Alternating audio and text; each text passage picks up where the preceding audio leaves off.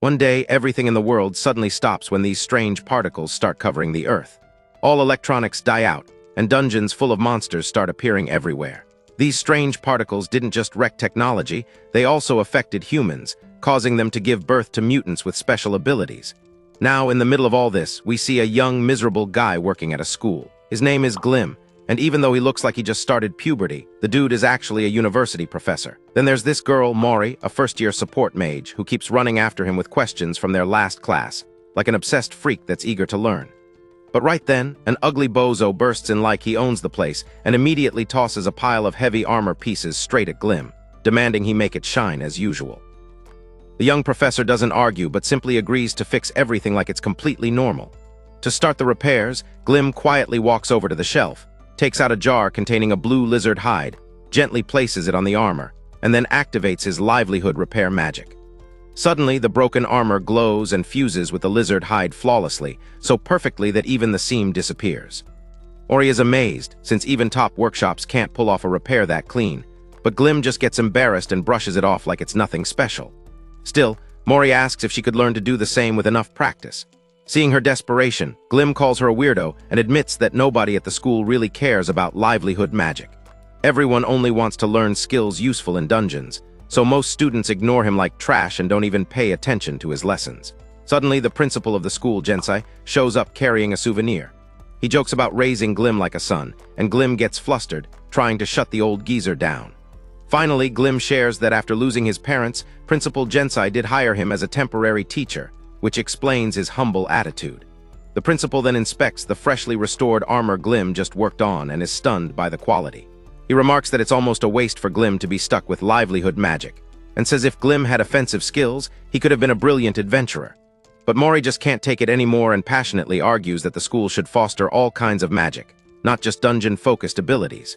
Realizing she went too far, she panics, apologizes, and bolts out of the room, leaving Glim and the principal stunned. With Mori gone, Glim pulls out a hunting blade from a box and tells the principal that he'll need crimson iron, a rare material, to restore it. The old man then suggests Glim gather it himself inside the colossal tree dungeon near the school, and even offer him clearance to enter. Later that day, while having lunch, Glim is rudely interrupted when a student with a clownish nose named Ninomiya storms over, blaming him for his terrible score in livelihood magic, and accuses Glim of ruining his grade. But Glim calmly tells the junkie that he failed because he got peanuts for brains. This only makes the boy angrier. He grabs Glim by the collar, demanding he prove livelihood magic isn't as worthless as his useless face, by showing the students how his style of magic can help inside the dungeon. Later that day in class, Mori scolds Ninomiya for what he did to the young professor.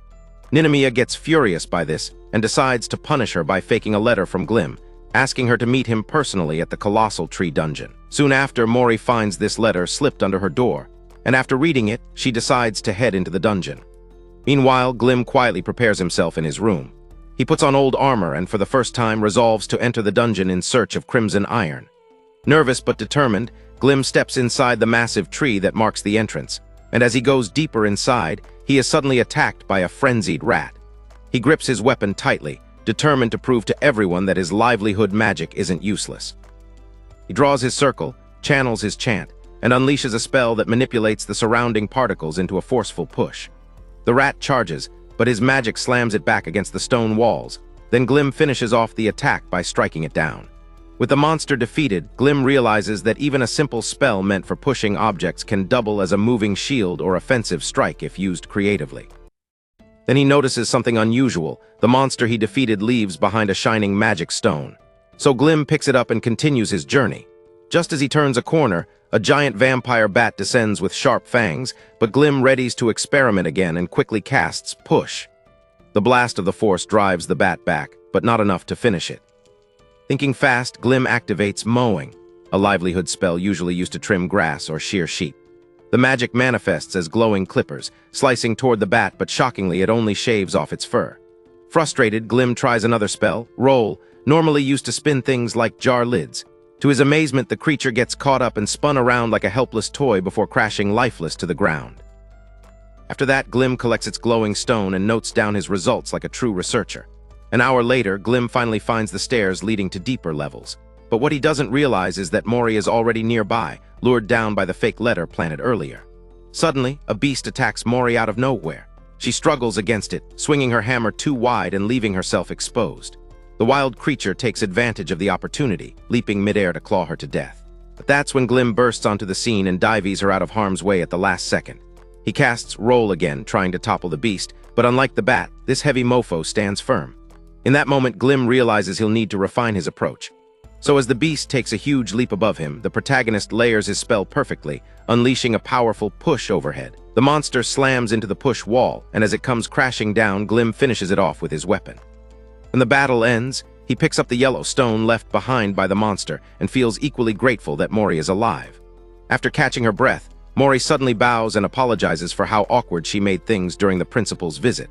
She admits her frustration came from being unable to use offensive magic herself, and says that in a way, they're more alike than she thought. As they continue deeper, Mori learns Glim entered the dungeon to search for Crimson Iron. She's surprised, but Glim explains that the principal mentioned it could be found on the second layer. After searching for a while, Mori suddenly calls him over, pointing excitedly at a cavern filled with red-tinted rock. She asks what he wanted it for, and before Glim can respond, she concludes it must be for another repair, and then excitedly says she wants to watch. Back at the school, Glim lays out the iron and uses his livelihood magic to refine it. Mori watches in awe as the rough material transforms into fine iron sand under his spell. Then Glim brings out the blade that needs repair. Surprised, Mori asks whose blade it is, and Glim explains it's something he found discarded among old appliances. With the refined iron dust close to the blade, Glim chants repair. And in the blink of an eye, the once rusty weapon gleams with a polished edge, transformed into a magnificent blade. Mori gasps at its beauty, unable to hide her admiration. Glim then picks up this weapon with pride and quietly declares it his own. Unlike others, it is crafted for him, a proof that livelihood magic truly has a place in the dungeon. Noticing how serious he looks, Mori teases him, laughing that even the professor can wear that expression, which leaves Glim embarrassed. Still gripping his restored blade, Glim declares that this day marks the start of his life as an adventurer. He reflects that since livelihood magic's full potential is still unknown, he's determined to prove to everyone that it isn't useless. Later that night, Glim proudly admires his finished weapon. The sheath is complete, the blade shines, and he holds it up like it's the coolest thing ever, calling it his own. He then decides to analyze his magic and realizes that despite using a lot of repair spells and even fighting in the dungeon, he hasn't run out of power. That surprises him, so he does a self-check and sees his stats on display.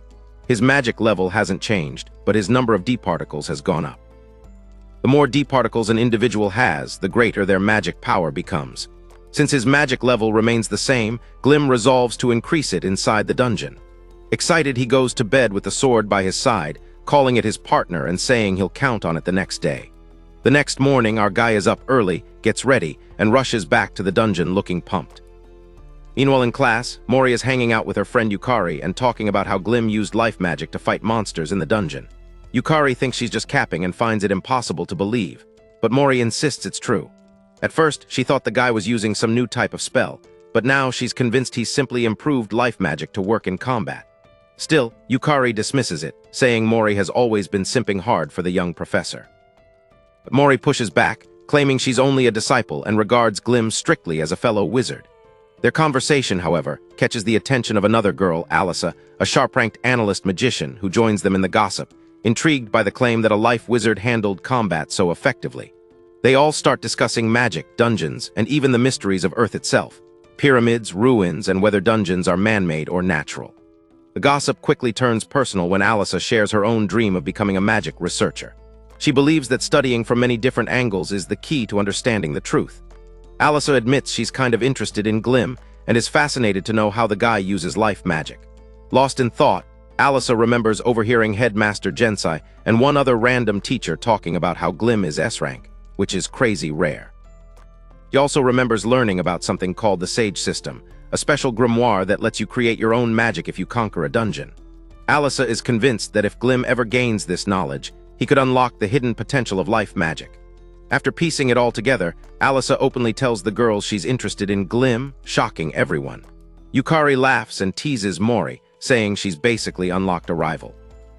Mori, already blushing, tries to hide it by repeating what she said earlier, that she only regards Glim as a fellow life wizard and nothing more. Meanwhile, deep in the dungeon, The young professor is facing a pack of monsters. This time he's more confident, cutting down ripper cats while using his push magic smoothly. He slices through them like a chef in a cook show, even noting that he's starting to get used to dealing with these godforsaken creatures. After clearing the felines, he retraces his steps back to where he mined the red iron. To his surprise, the big rock he shifted earlier has reset, just like the monsters. That makes him realize dungeons really do restore themselves in strange ways. Still, Glim continues exploring, and after a while he finally uncovers a staircase leading further down. He descends the stairs, which leads him down a vast ruin that leaves him in awe. As he wanders deeper into the ruins, he suddenly spots monstrous lizards crawling along the ancient stone walls. These beasts are called blue lizards, and their tough skin is known to be used for making armor. At first, Glim's nervous, but as the beast charges, he quickly realizes they're not as fast as he thought. He manages to stab into its scaly body, and for a moment it looks like he has the upper hand. But the creature slams its tail into him, sending him crashing across the floor. Dazed, he struggles to recover, but the lizard charges again, jaws wide, ready to bite his head clean off. Terrified, Glim can already see his life flash before his eyes. But in a panic, he manages to use his push magic again, this time stronger than before. The force from the magic somehow drives the blade deeper into the lizard's body. The force tears through its body, causing the lizard to screech in pain. Glim takes advantage of the opportunity and continues to layer push after push until the lizard collapses. Exhausted and nearly out of magic, Glim stumbles back, wondering how many monsters he's already cut down today. He knows he can't afford to collapse here. But then something strange happens. He notices his energy is actually recovering on its own, which shocks him. Suddenly, another blue monster lizard pops out of nowhere, and as it charges straight for Glim, the protagonist quickly drags himself to the staircase, realizing the monster won't chase him past that point, so it's like a safe zone. While resting, he checks his self-analysis again and sees his life magic has leveled up to 2, and his D-particle count has gone up too. The crazy part is, leveling up actually refilled his energy, so he feels refreshed instead of worn out. Then he looks at the stone that dropped from the lizard he defeated and notices it's green, not yellow like the others he picked up before. He figures it's a type that can be used for making magic tools, which is a big deal compared to the regular ones. Holding it in his hand, he can't help but get all excited. For the first time, he really feels like he's getting stronger, and that his life magic isn't useless after all. After a brief rest, Glim goes head-to-head with the blue lizard. He charges in, swings his sword, and lands a clean hit. For a moment, he's relieved it's over, but when he looks down, the lizard isn't turning into a crystal like monsters usually do. Instead, the body just lies there intact. Glim gets super hyped, realizing this is one of those rare dungeon errors. Basically, instead of the monster vanishing, the whole body stays behind, which means free materials. Carries the lizard corpse on his back, calling himself lucky, because now he can skin the lizard and use it for crafting. Dragging the huge body to a tree, Glim thanks the dungeon gods for the blessing and decides to finally test the dismemberment techniques he's only ever read about in books. He strings the lizard up the tree, grunting under the weight, and carefully makes an incision. It's messy, smelly, and hard work, but he pushes through, managing to peel away sections of the thick hide. After a while, Glim is exhausted. His arms are numb, and he jokes to himself that it would be nice if skin-peeling magic actually existed. Still, he packs as much lizard material as he can into his bag, even though it's already overflowing. He glances at the leftover meat and sighs. It looks like chicken, maybe even edible, but he can't carry it all without raising suspicion back at school. In the end, he leaves most of it behind, saying goodbye to the meat as he walks away.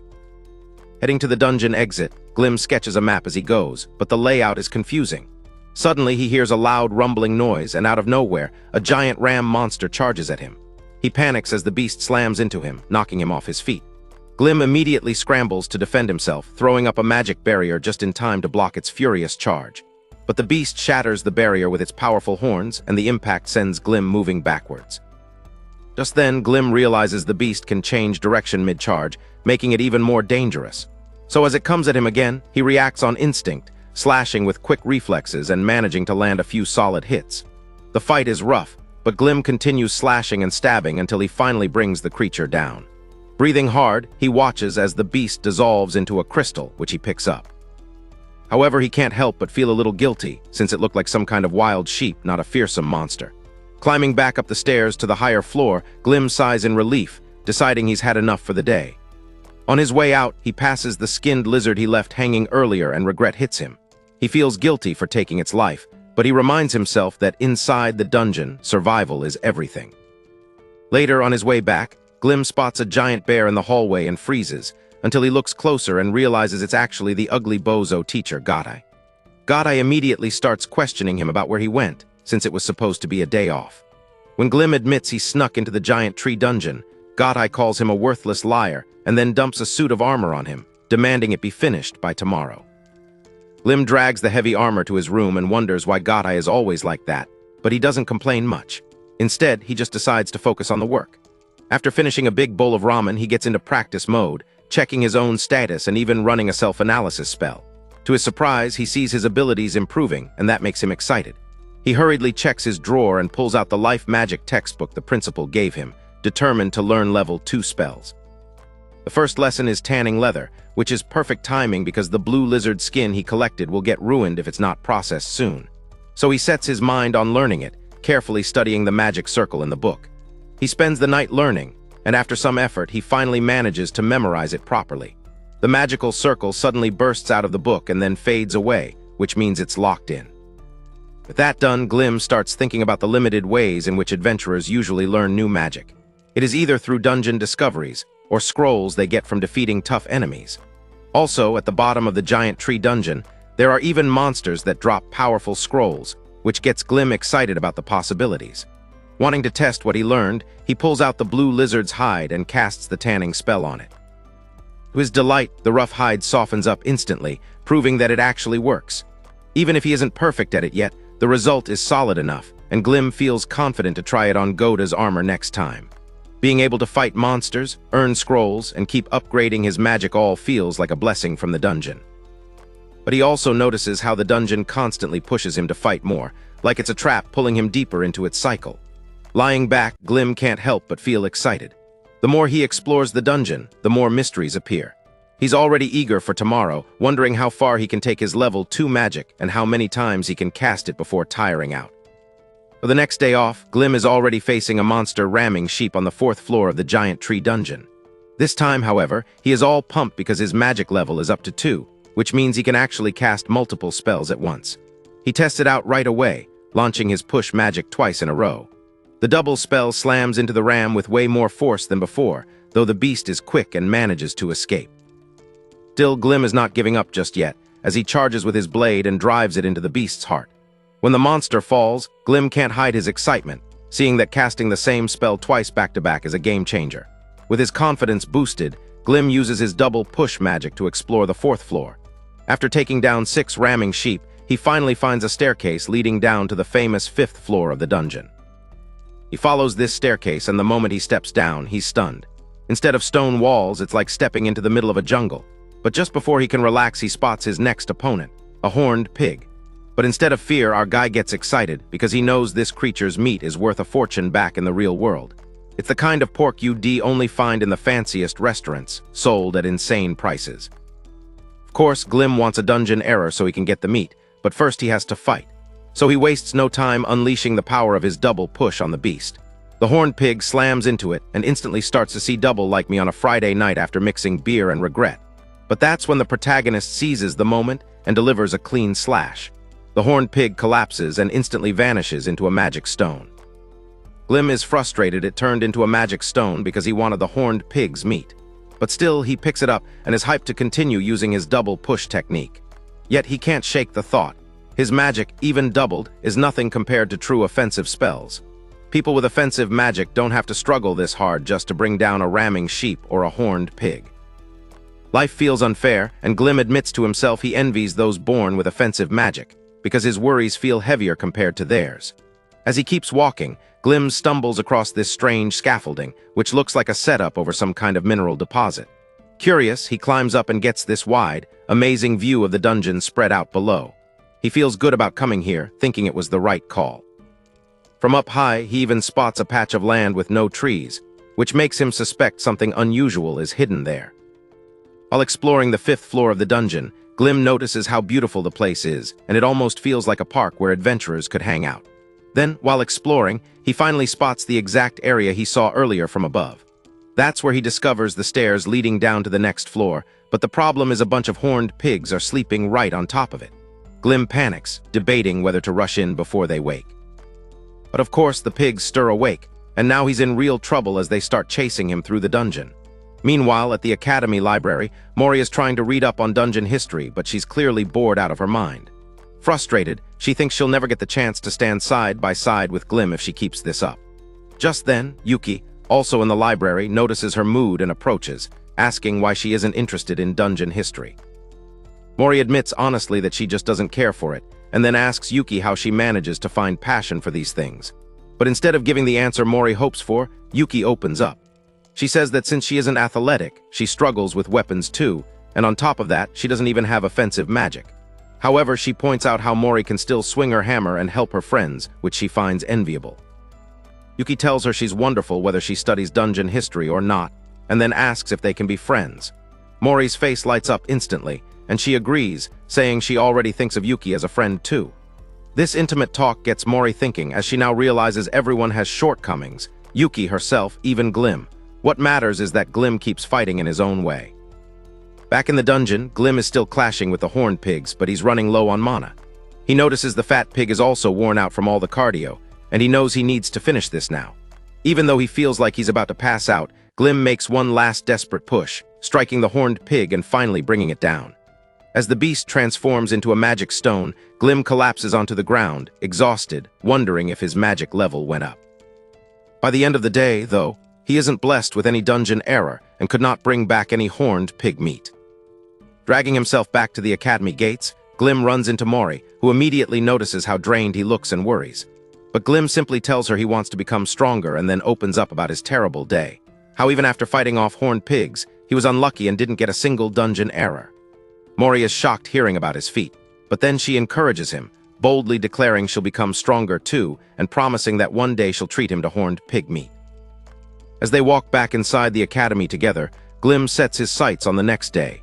His last day off, and is determined on conquering the deepest floor of the giant tree dungeon. Following day, Glim finally reaches the lowest floor of the dungeon. The whole place is covered in snow and ice, and right away he's shivering. He suddenly spots a huge snowy mountain in the distance and figures there's probably a cave there, so he decides to head that way. But as he walks through the snow, he suddenly hears wolves howling. He looks around and sure enough, a whole pack shows up. At first, he thinks they're just regular dogs, but then he realizes these are the labyrinth wolves that live on this floor. So he grips his weapon tighter and decides this is the perfect time to test out the new magic he's been practicing. It's called Swing, and normally it's just a useless spell used to rock a bell from side to side. But as a wolf lunges at him, Glim activates Triple Swing, and instantly the wolf starts spinning like a fan out of control. Glim is stunned by how strong the attack turned out to be, and once the beast smashes into the hard ground, he follows up with his blade and brutally stabs its head. As the corpse dissolves into crystals, Glim realizes multicasting is far more powerful than he ever imagined. The rest of the wolves, seeing how their homie went down, immediately take off in fear. This makes Glim a little emotional and he apologizes for smoking their comrade, but at the same time he gets this feeling that his magic has already leveled up. He's now at level 4, and he's hoping by the end of the day he can make it to 5. Still, Glim finds walking through the snow the hardest thing ever as he struggles to keep up. The wolves keep watching him, like toxic exes waiting for him to slip up. But Glim waves his weapon at them, yelling at them to back off. They retreat for now, but he knows they'll be back, so he keeps walking, thinking to himself that resting here is too dangerous. After much struggle, Glim finally reaches the entrance of the cave at the base of the snowy mountain, breathing heavily but proud that he made it this far. Looking inside, he notices how dark it is, and judging by its size, the cave could be huge. But he also realizes that the stubborn wolves that had been on his trail stop following once he gets close to the cave. This makes him wonder if this spot is acting like a safe zone, kind of like the staircases in the dungeon.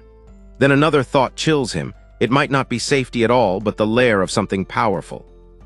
Inside, the cave looks anything but normal. It's giving creepy Indiana Jones mummy movie vibes. As Glim explores, he spots all kinds of strange items and decorations scattered about. He thinks about touching them but quickly stops himself, worried they might be cursed or dangerous. Soon he reaches a fork in the path, and now he has to decide which way to go. He thinks about it for a moment, and his gut tells him to head down the left path.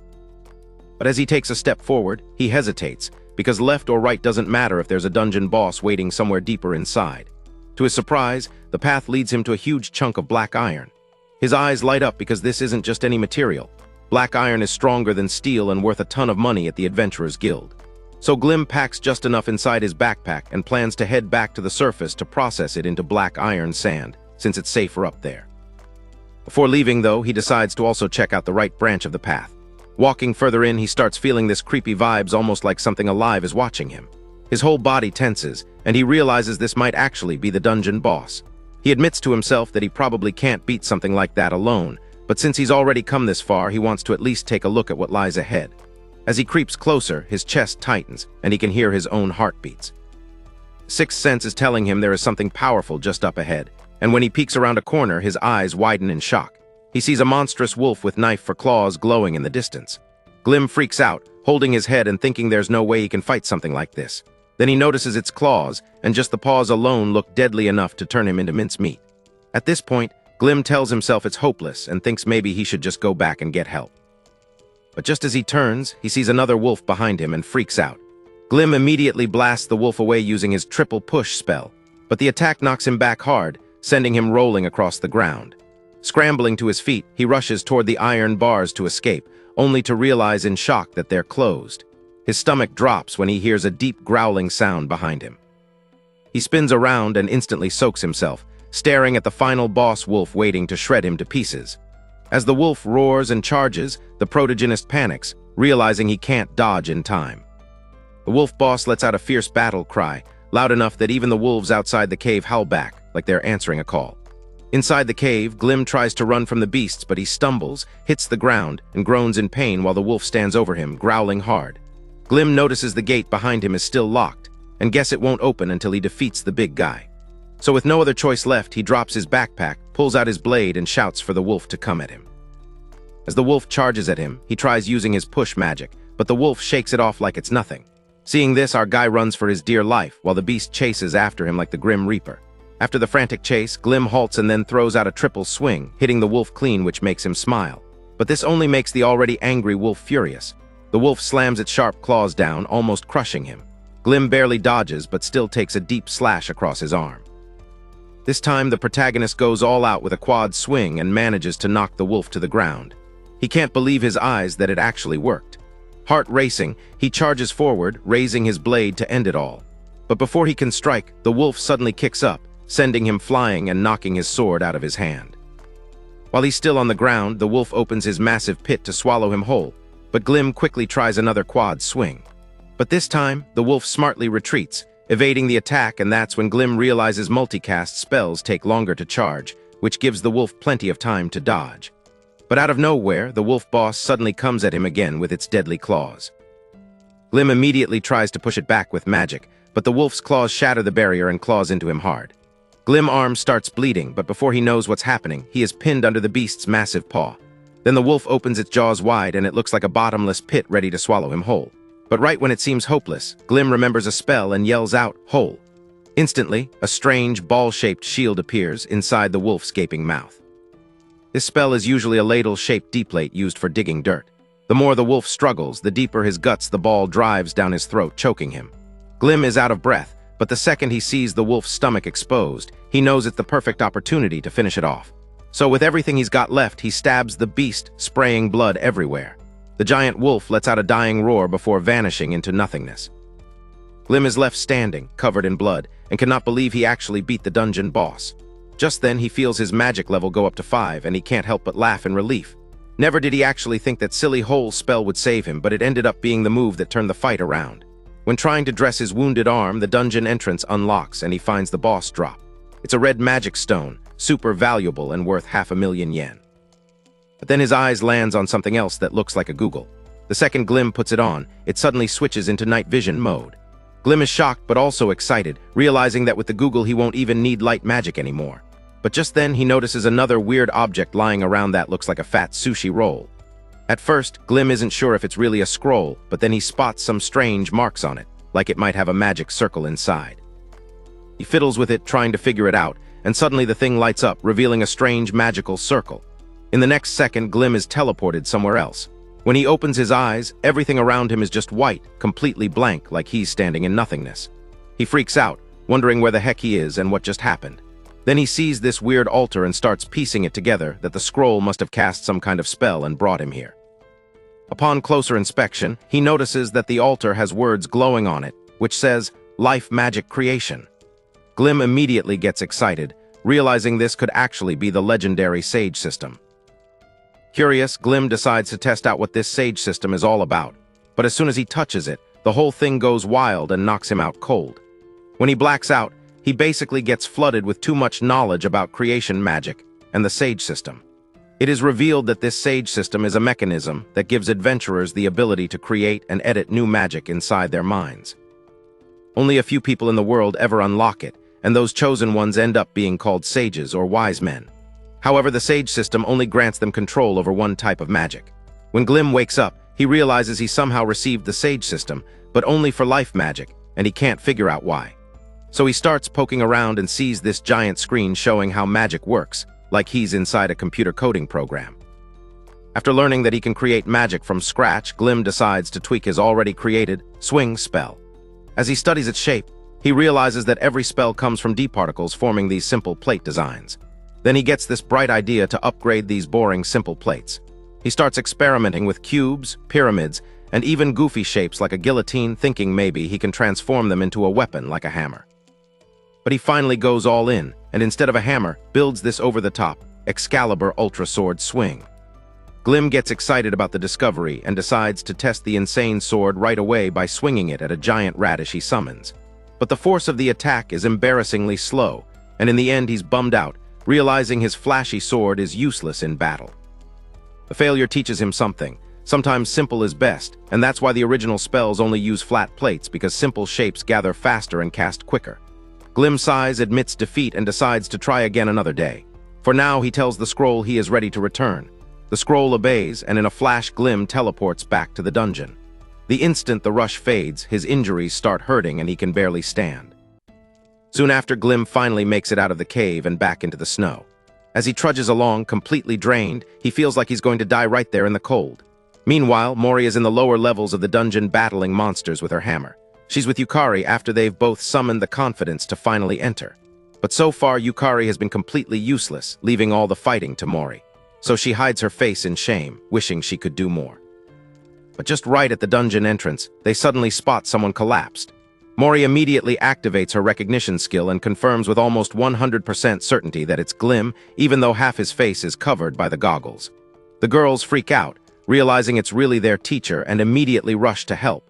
Even though he's unconscious, they notice he's still breathing. Mori quickly piggybacks him and runs so fast to the infirmary that his body flops around like a ragdoll, while Yukari chases after her, yelling for her to slow down. Later, Glim wakes to find himself in bed. His bandages are gone, and the weird nurse suddenly pops up, explaining that she healed him with magic but warns that he's anemic and should rest. Just then, Arisa shows up, relieved he's awake. Turns out she's one of the few who actually takes life magic seriously. While Glim is reeling from the embarrassment of collapsing, Arisa hands him his gear, explaining she took it off to treat him. That's when she points out the scars on his armor, saying she's certain they didn't come from weak monsters like cats or blue lizards, but from something much stronger. She looks him in the eye, and then asks if he used life magic to reach the deeper levels of the giant tree dungeon. Glim admits he did, explaining that life magic can actually be useful inside dungeons. This makes Yukari light up with excitement, amazed that he actually conquered the giant tree dungeon using nothing but life magic.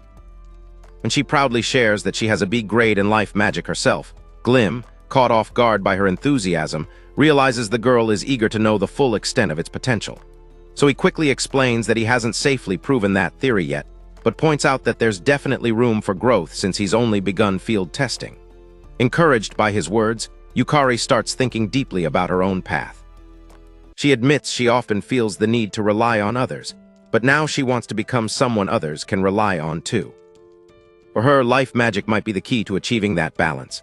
Just then, Mori excitedly shows up pulling a cart stacked high with supplies, saying it's food that should help Glim recover.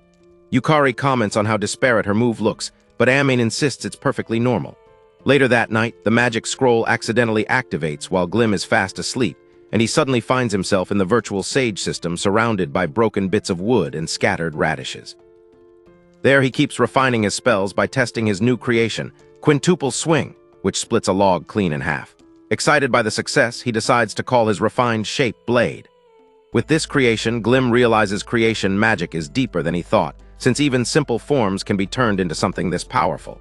He then concludes his work by sealing his new magic creation, Blade, into a magical circle. With what he's achieved, Glim is now convinced this magic could truly help people someday. The next day, Glim oversleeps while working inside his Sage system. When he wakes, he runs in a panic to class. Eventually, he makes it, only to find all the students already standing and waiting for him. The holidays are over and he's right back to being a substitute teacher. Trying to settle in, he starts the lesson, saying today's topic will be about pure. Of course, most of the class don't bloody care about his lesson and just chatter away about random things. But he spots Mori, Yukari, and Alisa actually paying attention, so he decides to give it his best anyway. He explains that pure is a magic that separates one substance from another, for example, separating drinking water from muddy water, which could save lives in a disaster. Alisa, being the nerd she is, raises her hand and asks what other uses it might have. Glim says it's a good question and then shows her a rock, explaining that pure can also be used to make some cool cash.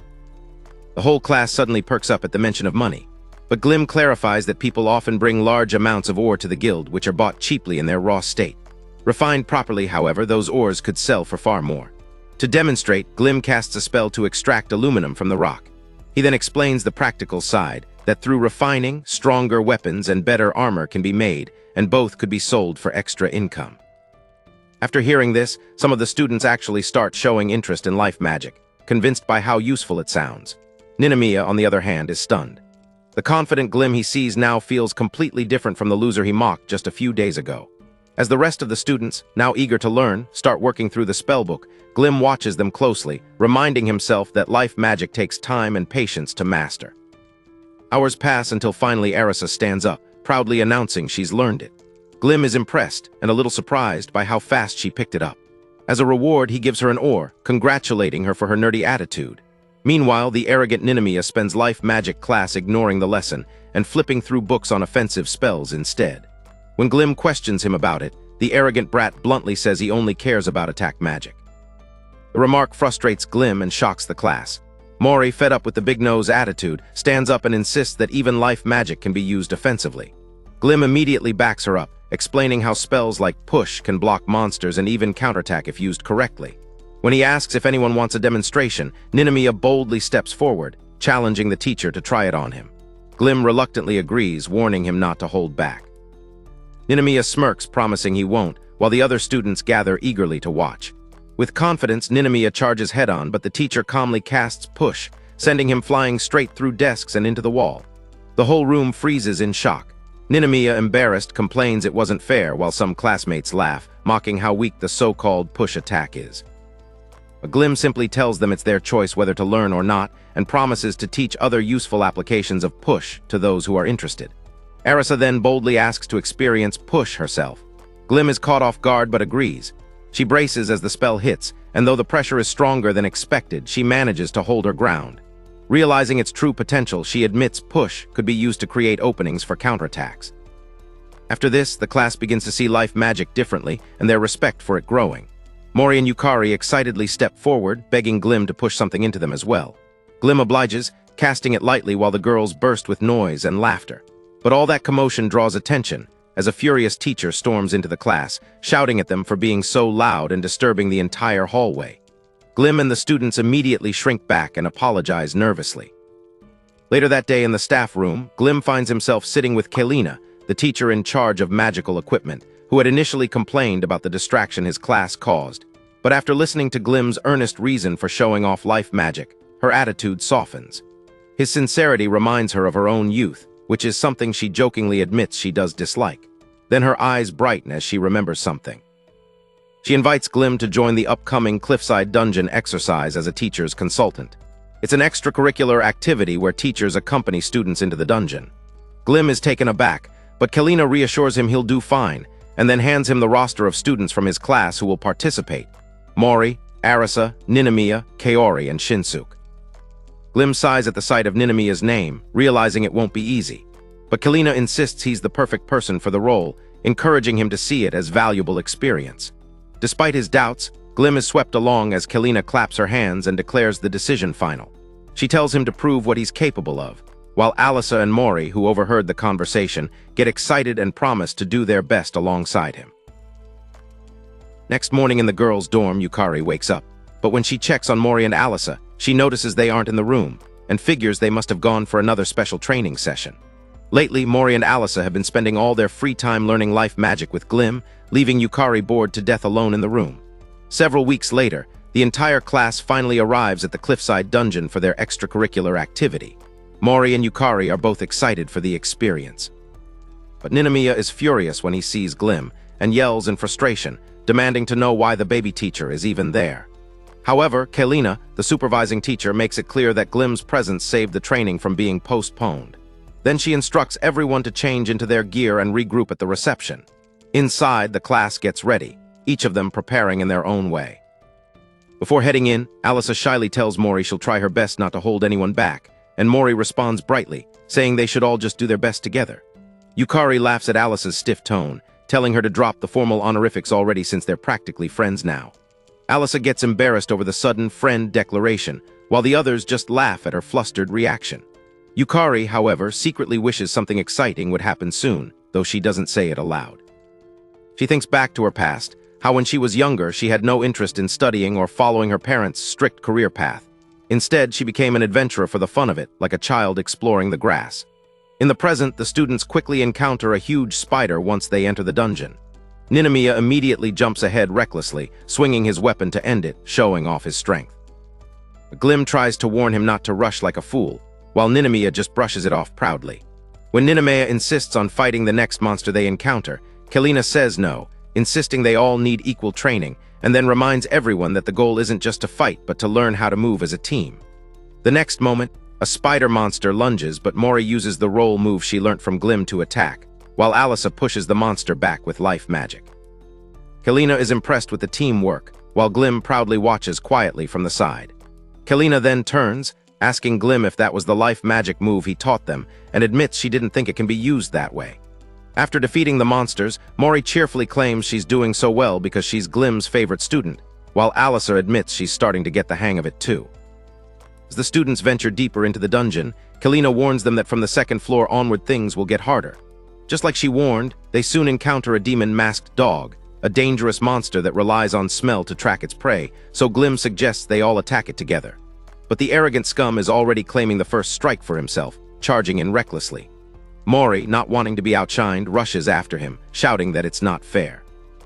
The scene quickly becomes chaotic as every student piles into the fight, each insisting on taking the finishing blow. Meanwhile, Glim calls Kalina's attention to something troubling, large footprints nearby, almost twice the size of the dog the students have just taken down. The mood turns heavy as everyone realizes something much bigger is lurking close. When they track the prints, they finally spot it, a massive beast dog waiting ahead of them. And before they can even plan, the monster notices them, forcing Kalina to make a quick decision.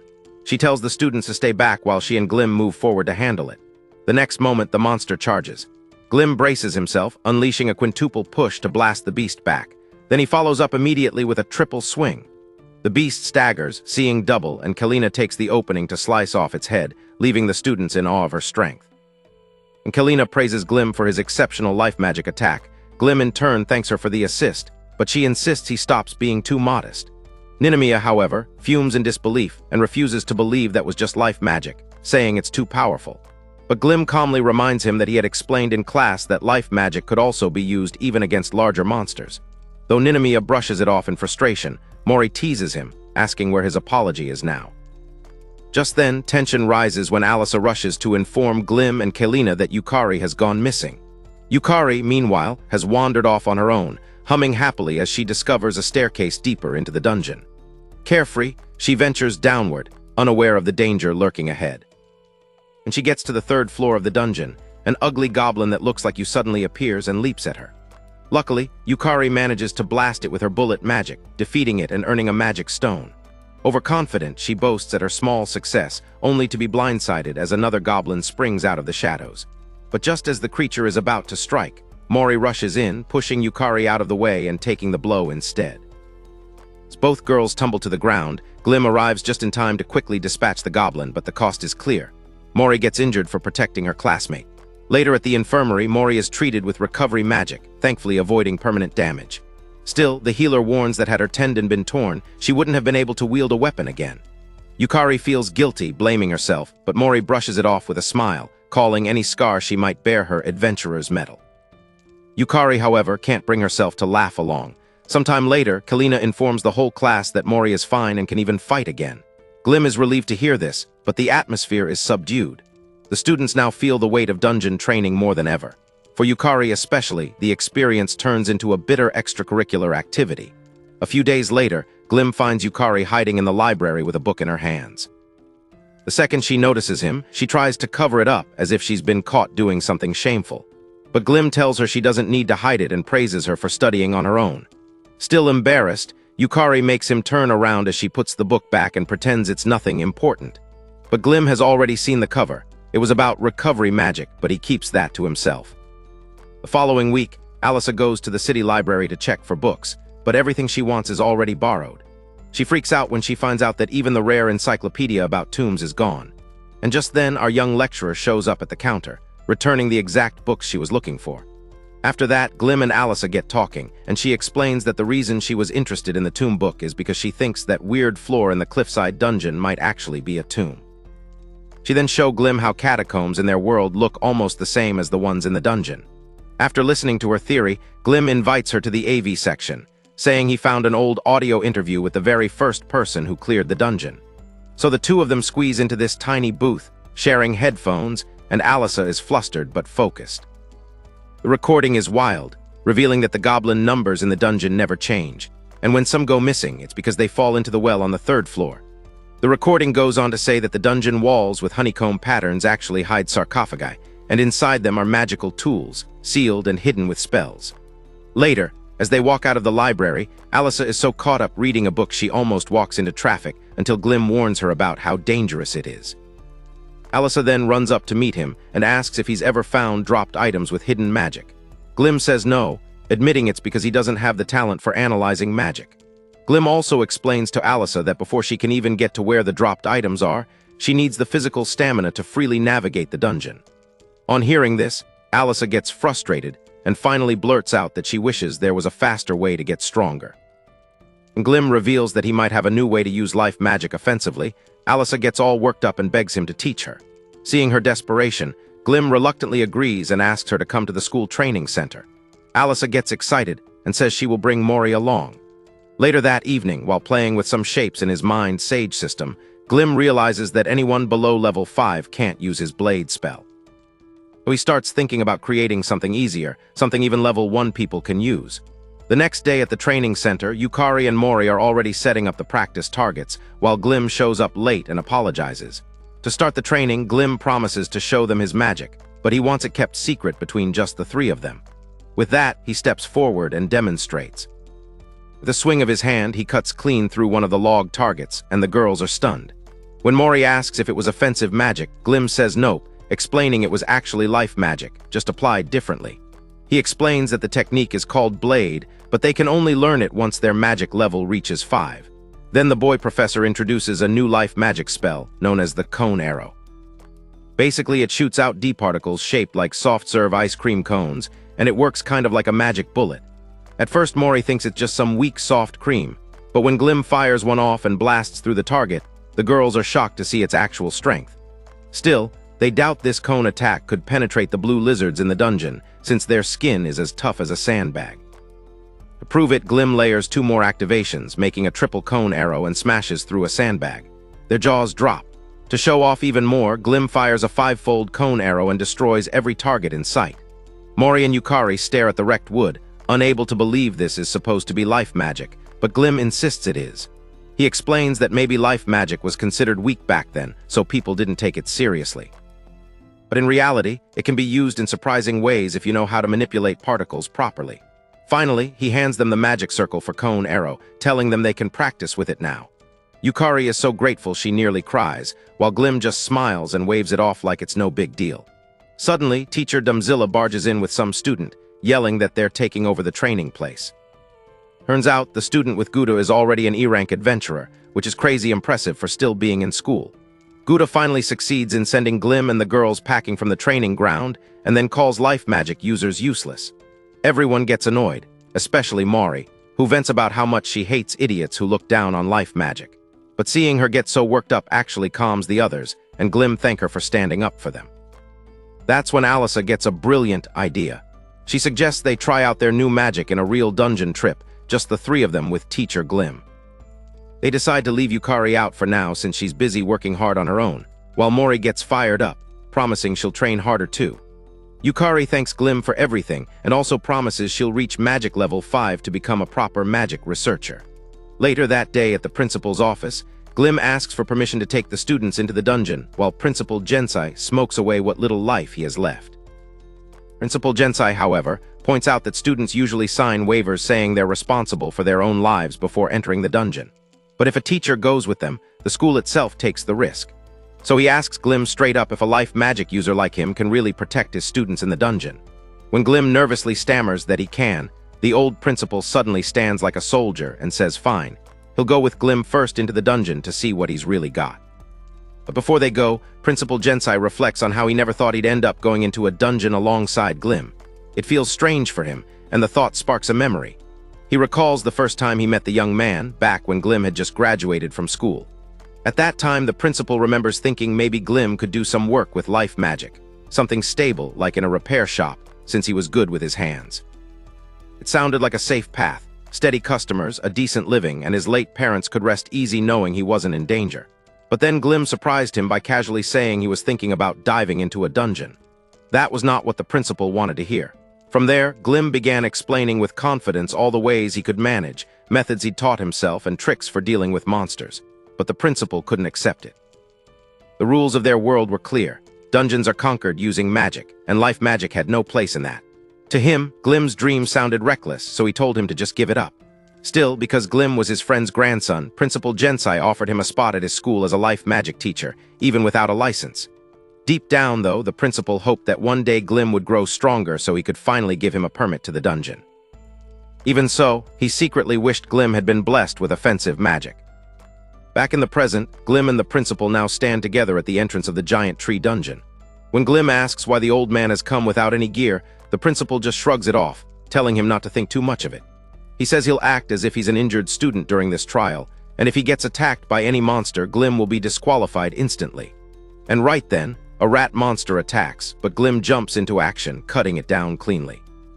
While the principal watches with interest, taking note of Glim's combat style. As they continue deeper, Glim shows how he uses life magic techniques like push and swing to deal with enemies, even improvising against quick-moving bats. The principal finds it fascinating, quietly observing how Glim adapts. Eventually, they reach the stairs to the lower floors, and Glim worries if they'll be wide enough for the old man to pass. But the Gandalf ripoff just casually clears the way with a bit of magic, making Glim realize how powerful the old dude really is. Down they go, fighting more monsters with Glim pushing himself without complaint. When the principal asks if he's tired, Glim stubbornly insists he's fine. At the next stairway, the principal sits down, deciding it's time for a break, admitting that dungeons are tough on an old man's legs and hips. Then, to Glim's utter shock, he summons a stove and calmly brews tea right there in the dungeon, as if this whole trial were just a casual afternoon stroll. While they sip coffee in THR dungeon, Glim admits it feels kind of strange, but Principal Gensai shares that in the past, campers used to sleep near the stairs and even do business there. Hearing this, Glim realizes how much more the principal knows, and admits that if he'd been born earlier, he would have begged to go dungeon diving with the guy. The principal, in his calm and wise way, then tells Glim to remember that as long as wizards keep heading into dungeons, they'll always be on the same path. Glim doesn't fully get it, but he agrees anyway. Later, they continue down and run into a big blue lizard on the 3rd floor. When the principal asks if Glim can use a hunting knife against its tough skin, Glim replies that it's fine and fights head-on. He manages to stab the lizard, but when it's not enough to finish the job, he improvises, using push magic to drive the blade deeper and bring it down. As more blue lizards approach, the principal asks how he plans to fight when surrounded. Glim doesn't panic. Instead, he says he's learned a new magic. Right there, he pulls off triple arrow, blasting the lizard with 3 magical arrows at once. The principal is stunned, completely taken aback. With the monsters defeated, the old man quickly asks Glim to show him the spell. Glim summons a cone in his palm, and when he demonstrates, the principal admits that in all his years of studying magic, he has never seen anything like it. At that moment, Principal Gensai realizes Glim must have learned it from defeating a dungeon boss and asks if it's true. Glim hesitates, debating whether to reveal he's a sage, but the principal doesn't press too hard, and simply warns that if it's true, it was reckless. Glim finally decides to come clean, explaining that he did challenge the dungeon boss, though he hadn't planned to, but the entrance was blocked. Instead of scolding him, the principal praises him for doing a good job and gives his approval for Glim to take his students into the dungeon. Overjoyed, Glim thanks him with all his heart, while the principal reminds him that his curiosity, effort, and ability to put theory into action will naturally attract followers and admirers. The principal then looks at Glim and admits he's gotten stronger. He even takes back his old words about Glim lacking offensive magic, shocking him. The old man then apologizes, saying he might have led Glim astray in the past. But Glim brushes it off, reminding him it was a long time ago, and quickly shifts the mood by saying he's getting hungry and suggests they head back. Later at the cafeteria, Glim eats like a starving glutton, clearly enjoying himself. He even jokes that being a temporary teacher is worth it just for the food. Principal Jens assures him he'll let the cooks know, and then asks if Glim has registered his cone arrow with the Department of Magic. Realizing Glim doesn't even know what that means, the old man explains how registering magic grants intellectual property rights to the creator. When Glim asks if that would bring in money, Principal Jensai reminds him that life magic isn't very popular. However, he also points out that the person who registered the spell bullet cashed in tens of billions. Glim nearly chokes on his food hearing such an enormous amount. Still, he decides it's probably safer not to reveal himself as a sage. The next day, Glim shares the good news with the girls that their mission to the dungeon has been approved. They immediately cheer with excitement and praise Glim for his outstanding work. The next day, the students all gather together, looking a bit uneasy because somehow they're fully geared up even though they don't know why. But just then, Kalina shows up with a megaphone and announces that it's time for the Academy's annual joint exercise. First years are told they'll need to head into the Grassland dungeon and defeat 10 monsters as part of the exercise. Basically, it's a standard dungeon drill at the Academy, where students aspiring to be adventurers practice teamwork and tactics under their teachers. Watch. Kalina further explains it's a rehearsal for the future when they'll be forming guild parties, and then instructs the students to start forming groups of 4 to 5 members, making sure each party is balanced. In an instant, Alisa and Yukari immediately cling to Mori to form a party. But while everyone else is grouping up, one girl, Mifune Chika, is in total panic mode since she's an introvert with no friends. Turns out, when she first entered the academy, she acted all high and mighty, and it backfired hard. Now she's stuck alone, though she tries to hype herself up by reminding herself that no one can beat her swordsmanship in close combat. Finally, Kalina notices she's all by herself and calls out the life magic team to take her in. Chika tries to play it off, insisting she's fine, but the moment Mori and her girls see her, they instantly melt over how small and cute she looks. They start treating her like a teddy bear, patting her head, cooing over her, while Chika's face is stuck between shock and pure horror. Funniest part? Once she's in, they lift her up like a toy, shouting with full energy about doing their best together. But Chika soon regains her confidence and lets them know that even though she's shorter than Kevin Hart, she's an offensive magic user, and her weapon is her beloved Haruheim. The girls laugh at her cute confidence, then introduce themselves. Mori says her weapon is a hammer, Alisa says hers is a short spear, and Yukari says she's a magic user with a bow. Chika is surprised they use weapons even though they're supposed to be life magic users. Alisa explains they're 10 years too early to be called true life magic users. Mori, eyes sparkling, adds that their teacher Glim, who even defeated a dungeon boss, recently unveiled a magic circle called Blade. But Alisa quickly reminds her that it was supposed to be kept a secret. When Chika asks if this blade they talk about is like a sword, Mori and Alisa, super hyped, start teasing her, asking if she's interested. Meanwhile, Glim is off in the garden, casually watering vegetables when Kalina approaches him, saying she wants him as one of the supervising teachers for the joint exercise. She says it because he's considered reliable by the students. Soon, the day of the joint exercise arrives. The students march out, enjoying the breeze across the fields, but it turns out it's just a simulation. The mountains in the distance are fake, with invisible walls locking everything in. As usual, Ninomiya gets pissed at seeing Glim in the exercise, and this time Gouda backs him up. Together, they start mocking Glim. But Glim just takes it with a smile, not letting it get to him, which actually irritates Chika on the side. She starts wondering if this calm guy is really the young teacher Mori and Alisa admire so much. Suddenly, Kalina announces a challenge. Glim's group versus Gouda's group will compete to see which team can defeat 10 monsters the fastest. No help from teachers allowed, and the first team to bring back the flag wins. Chaos breaks out instantly. Everyone sprints off, while Glim's team quickly realizes Gouda's group has already disappeared. Kalina had set it up with tricky barriers, so communication is cut off and the students can't even call out to the supervisors anymore. Just as they're figuring this out, a massive monster leaps from the bushes. Chica steps forward, draws her weapon, and cuts it down in a flash, so fast the others barely see her move. The girls start fangirling, saying they didn't even see her unsheath her blade. Glim, of course, just watches calmly, while Chica, now fired up, declares that with her on the team, victory is guaranteed. Pretty soon, the team runs into this massive beast called an attack boar. As the beast comes charging at them full speed, Mori warns everyone it's coming while Chica shouts for the group to spread out.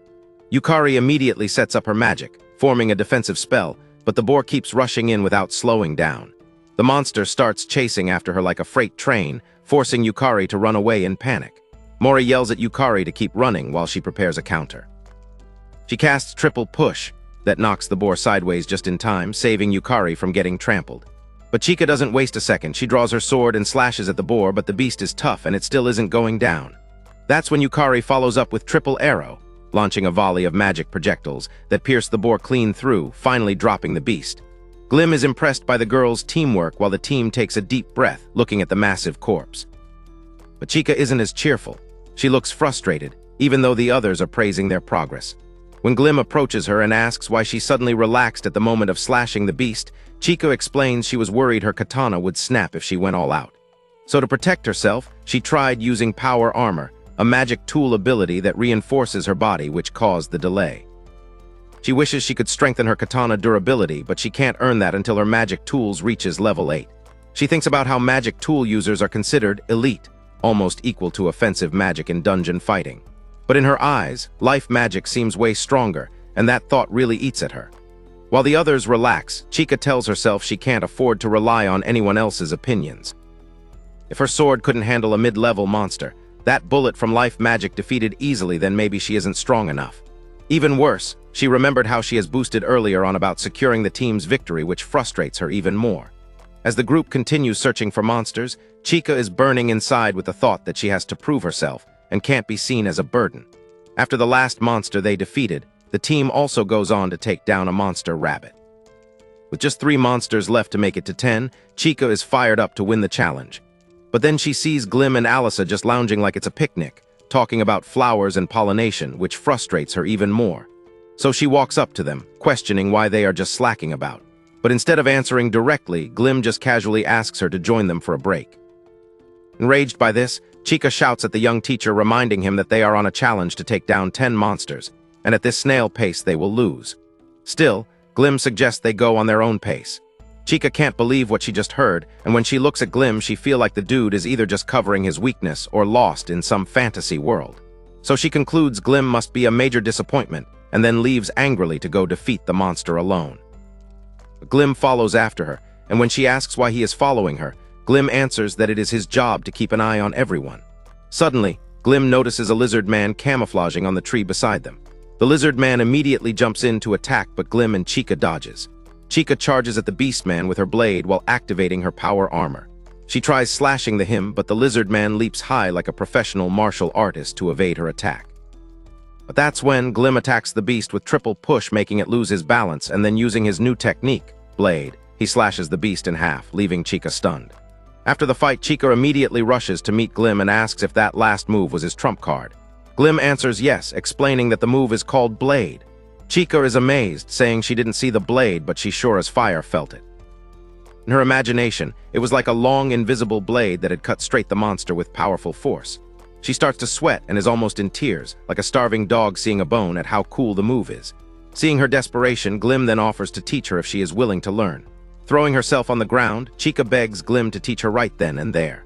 Glim laughs it off, saying she needs at least level 5 in magic to even attempt it, but promises to teach her when she's ready. Still, Chica refuses to give up, saying she'll train hard and reach that level since her life magic talent is at rank C now.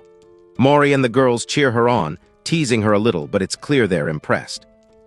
Alyssa then invite her to join their party for dungeon runs on weekends, and Mori is also in agreement.